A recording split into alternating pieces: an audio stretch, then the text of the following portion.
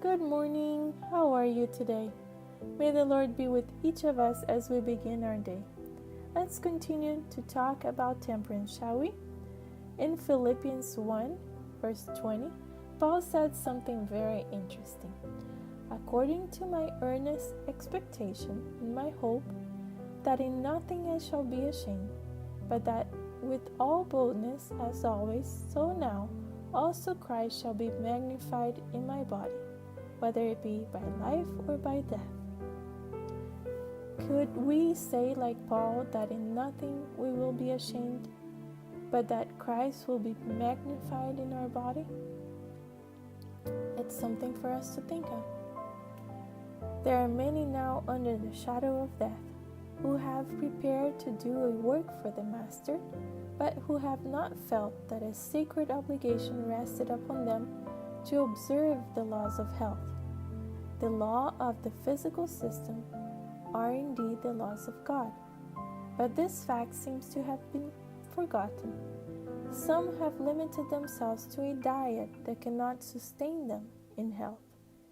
They have not provided nourishing foods to take place of the harmful items, and they have not considered that tact and ingenuity must be exercised in preparing food in the most healthful manner.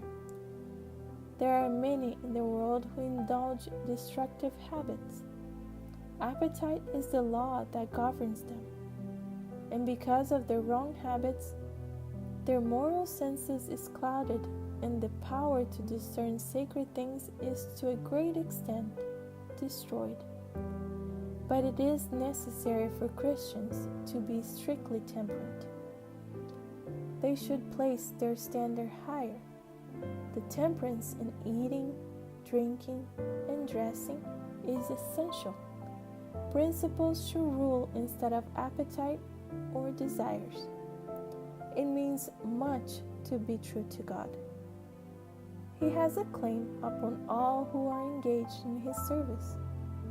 He desires that mind and body be preserved in the best condition of health, every power and gift under the divine control, and that they should be as vigorous as careful and strict temperance habit can make them.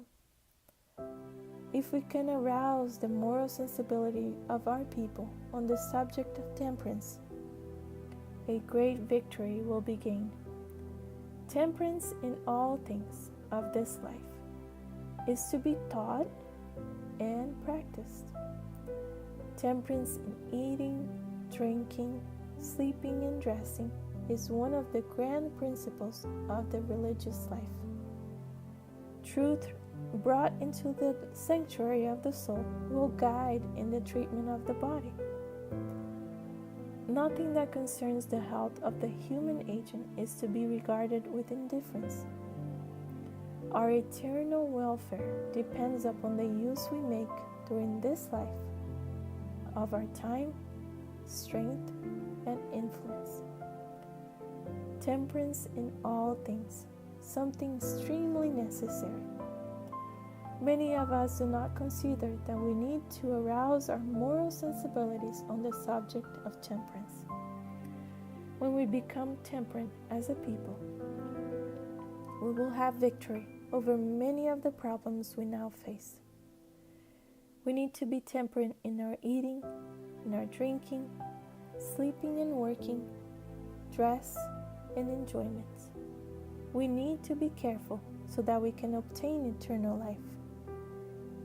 We will not have eternal life until we learn to be strictly temperate, following a standard of health, principles of health given by God. God desires that our spirit and our body be preserved in the very best possible way. May God help us to not be ashamed, knowing that Christ will be magnified in our body. Until tomorrow, have a blessed day.